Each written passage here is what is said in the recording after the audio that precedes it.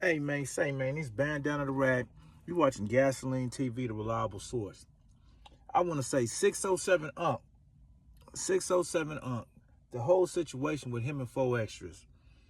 I want to say this, man. I told y'all, man, 4Extras is institutionalized. If you put him in a podcast with anybody, ain't no telling what's going to happen, period. The man ain't been on the streets long enough to really be rehabilitated, to really be able to grasp and have a conversation and have a disagreement without jumping up with the extras.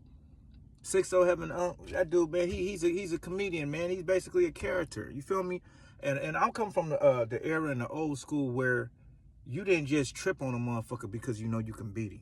You didn't just scare a motherfucker up just because you know you could. You feel what I'm saying? Munchie B did the right thing. Everybody's mad at Munchie B.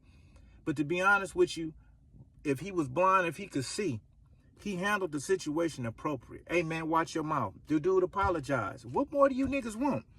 You feel me? What more do you niggas want? But they go to the extras with black people. And that goes for everybody. These people come from the South. They come from New York and all these places to get love, right? And when they invite us to their town, they don't set us up with people that do that type of shit to us. You feel what I'm saying? These dudes down here, they hold on to that gang culture more than they hold on to anything else. That gang culture ain't got them shit. They keep going back to jail. They ain't gonna own nothing. They ain't gonna have nothing. They homies don't love them like that, nigga. They'll sleep with their woman. They do everything else under the sun. But that's what these people like to see. That's what they do. That's the whole West Coast. Extortion and fucking over people. And that's how they been doing it. They doing it to the young niggas. That's why the young dudes and the OGs have a separation. Young niggas don't want to be like them old niggas because them old niggas want to hold on to that shit that ain't got us nothing. Period. 607 Unc wasn't no damn threat, man. That dude 100 pounds, man. Ain't no way in hell, but that's the thing. People do that to people smaller than them. You feel me? But when people on your level sit down with you, what they need to be doing it, sit Boo Manson on the other side of that desk with 4Extras and let them talk about having some peace. Let them talk about having a dialogue to make the streets safe for both of their neighborhoods. Since everybody say they love their hood so much, sit across the table with a motherfucker you ain't supposed to sit at the table with and get some shit squashed because y'all ain't having nothing. Y'all only mad at black people, bullying motherfucking black people. SA get up there with CK, BK, and PK on his face, and then motherfucker ain't gonna disrespect nothing. 100 jail stories about fucking over black people.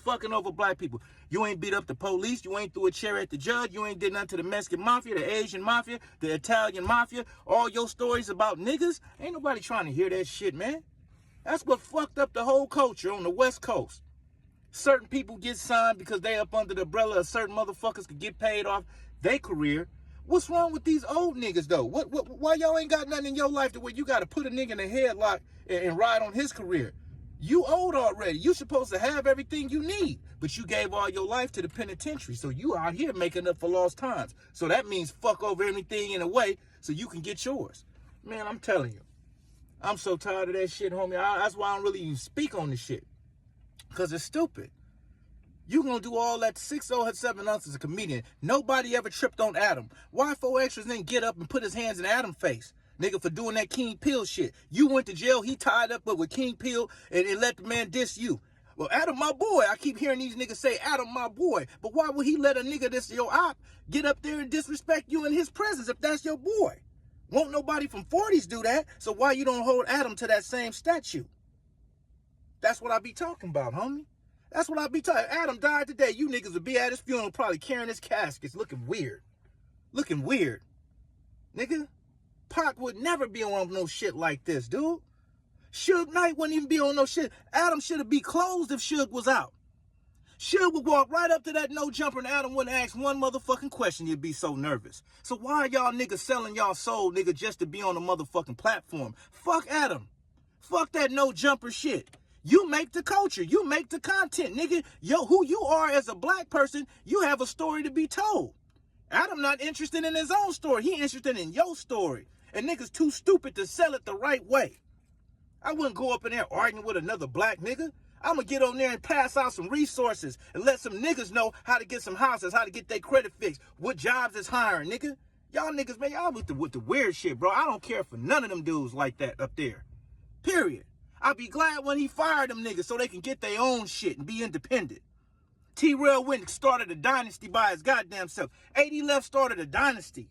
So soon as the niggas leave, he recruits some more niggas. And he makes sure that you fucked up mentally and you gonna say the dumbest shit in the world just to be on his plateau, nigga. And y'all do it. It ain't no music coming out on the West Coast because they extorting and fucking over the artists. Right? They done fucked that up.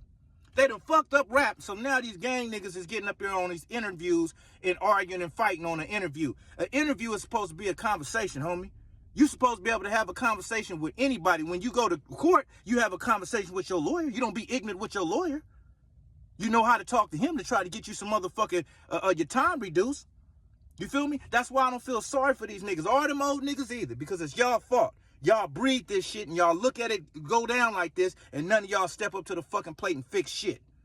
Peace marches don't fix shit down there. Next week, another motherfucker getting killed. So let that shit just catch on fire and burn the fuck up. I don't give a fuck. I don't give a fuck, man. They make a nigga not want to give a fuck. It's the shit they do, decisions we make. You feel me? Yeah, man, pick on motherfuckers your side is on your level. Did all that shit to but King Pill called you out and did all that. There was a whole big uproar behind that. You should just got that out the way. Should have got Boo Manson out the way the first time. When he came the first time, that should have been what it was. That's somebody on your level. You did all that penitentiary time. You a 4-yard baby and all that. Get another 4-yard baby that did penitentiary time and y'all face off. And it ain't even about red or blue. It ain't even about blue on blue with beef. It's about, man, stop being a bully, homie. And if you're going to try to fight somebody, fight and pick on somebody your own motherfucking size. This Bandana the Ragg, Gasoline TV, the reliable source. Gain up, nigga.